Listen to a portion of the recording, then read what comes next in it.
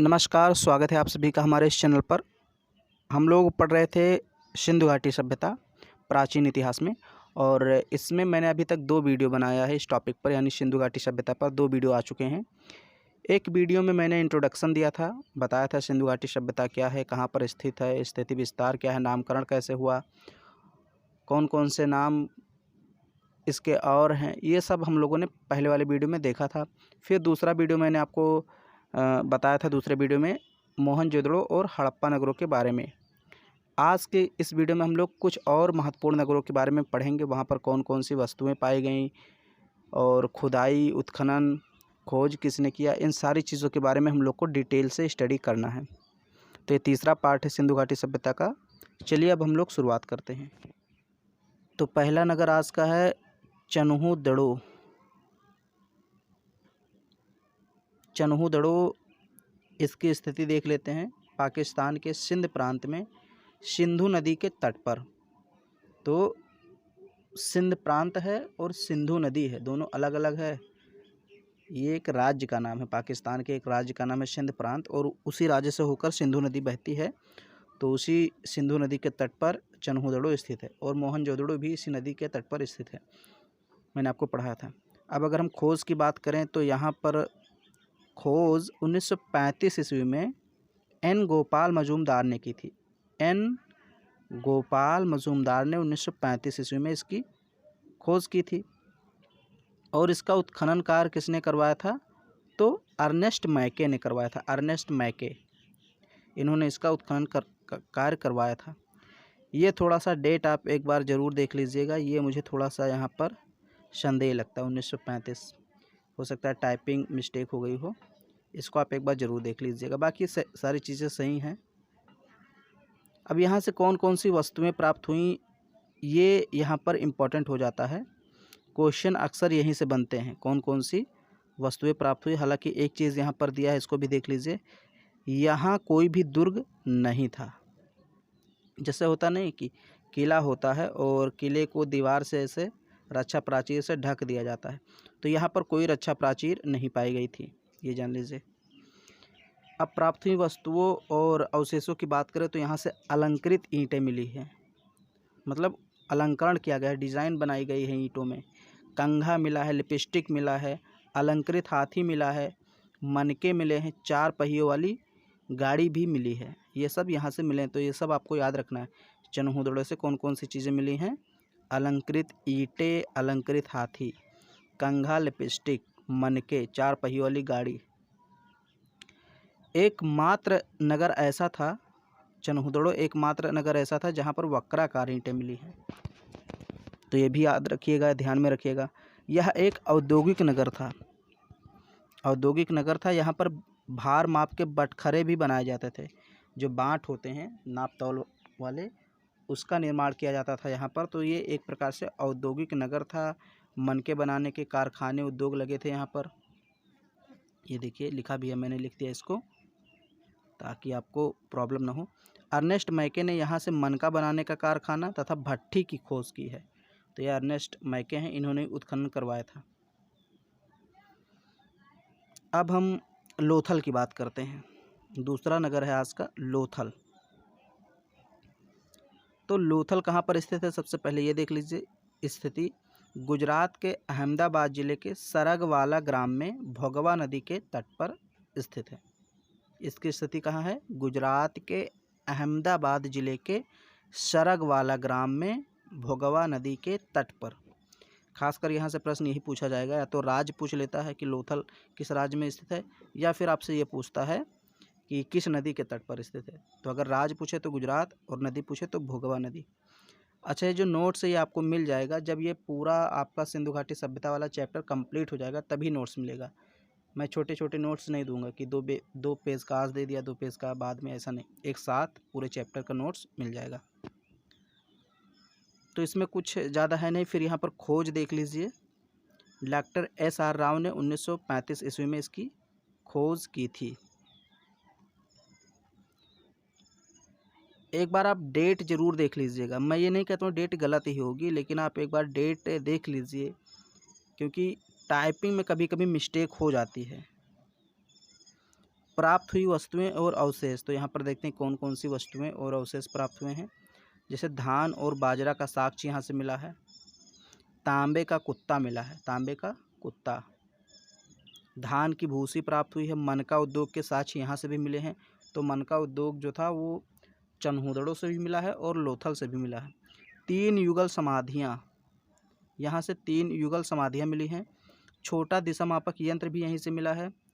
फारस की मोहर मिली है यहाँ से, फारस की मोहर। अब फारस की मोहर यहाँ पर मिली है तो इससे क्या साबित होता है? इससे यही लगता है कि सिंधु घाटी सभ्यता फारस से व्यापार करते थे, तभी फारस की मोहर सिंधु घाटी सभ्यता में मिली है। नगर के दोनों भाग एक ही रक्षा प्राचीर से घिरे हुए हैं, तो ये बात याद रखना। जो लोथल है, जैसे हर एक नगर में 2 टीले होते हैं, एक पूर्वी टीला और एक यहाँ पर पूर्वी टीला है, और ये दूसरा जो पहला वाला मैंने बनाया ये पश्चिमी टीला है, ये पूर्वी टीला। तो ये जो टीले होते हैं दोनों, ये रक्षा प्राचीर से ढके होते हैं, यानी कि दुर्गीकृत टीले होते हैं ऐसे। तो ये जो लोथल है एक ऐसा नगर है जहाँ पर दोनों भाग नगर के, यानी ये पहला वाला और ये दूसरा वाला, ये दोनों भाग एक ही रक्षा प्राचीर से ढके हुए हैं। यह एक प्रमुख बंदरगाह भी था, तो ये भी जान लीजिए कि जो लोथल था यह एक प्रमुख बंदरगाह नगर था, यहाँ से व्यापार होता रहता था। फिर अगला आपका नगर है कालीबंगा। इसकी स्थिति की बात करें तो राजस्थान के गंगानगर जिले में घग्गर नदी के बाएं तट पर स्थित है। कहीं कहीं आपको गंगानगर की जगह हनुमानगढ़ जिला भी मिल जाता है, तो वो भी सही है, गलत नहीं है। ओके, स्थिति राजस्थान में है। अगर राज्य पूछे कालीबंगा कहाँ किस राज्य में है तो राजस्थान, अगर जिला पूछ लेता है तो हनुमानगढ़ या गंगानगर, दोनों में से एक ही दिया रहेगा। नदी पूछ ले तो घग्गर नदी के बाएं तट पर। अब खोज की अगर इसकी बात करें तो इसकी खोज की थी अमलानंद घोष ने 1951 ईस्वी में, लेकिन उत्खनन कार्य किसने करवाया था? बीबीएल यानी कि बीबी लाल और बीके थापर 1961 ईस्वी में। बीबी लाल, कहीं कहीं बीबीएल लिखा होता है, तो यल का फुल फॉर्म क्या होता है? लाल। बीबी लाल और बीके थापर, इन्होंने इसका उत्खनन करवाया था, मतलब यहाँ पर खुदाई करवाई थी, लेकिन खोज अमलानंद घोष ने किया था। अब यहाँ से कौन कौन सी वस्तुएं प्राप्त हुई हैं इसको हम देख लेते हैं थोड़ा सा। यहाँ पर प्राप्त हुई वस्तुएं और अवशेष, तो जुते हुए खेत। अब यह क्वेश्चन कई बार पूछा गया है विभिन्न प्रतियोगी परीक्षाओं में कि जुते हुए खेत के साक्ष्य कहाँ मिले हैं, तो कालीबंगा में, इसलिए मैंने इसको पहले ही लिख दिया। सिलबट्टा मिला है, मिट्टी के खिलौने मिले हैं, बेलनाकार मोहरें मिली हैं। तो ये अच्छा क्वेश्चन बन सकता है कि बेलनाकार मोहरें कहाँ से मिली हैं, तो कालीबंगा से। सूती कपड़े की छाप मिली है, कांच और मिट्टी की चूड़ियाँ। ये भी पूछ लेता है कि कंगन या फिर चूड़ियाँ कहाँ से मिली हैं, तो कालीबंगा से कंगन या फिर चूड़ियाँ मिली हैं। और किसकी बनी थी वो? मिट्टी और कांच की। 7 आयताकार अग्निवेदिकाएँ मिली हैं। अग्निवेदिकाएँ मतलब वेदिका जिसमें हवन किया जाता है, तो 7 आयताकार ऐसे अग्निवेदिकाएँ मिली हैं। अंत्येष्टि संस्कार हेतु 3 विधियों का यहाँ पर साक्ष्य मिलता है। 3 विधियों का मतलब जब आदमी की मृत्यु हो जाती थी उसमें, तो 3 प्रकार से उसको दफनाया जाता था, उसका अंतिम संस्कार किया जाता था। तो एक तो था पूर्ण समाधिकरण, एक आंशिक समाधिकरण और एक दाह संस्कार। अब इसका यहाँ पर ज़्यादा उल्लेख नहीं किया गया है कि पूर्ण समाधिकरण वो लोग कैसे करते थे।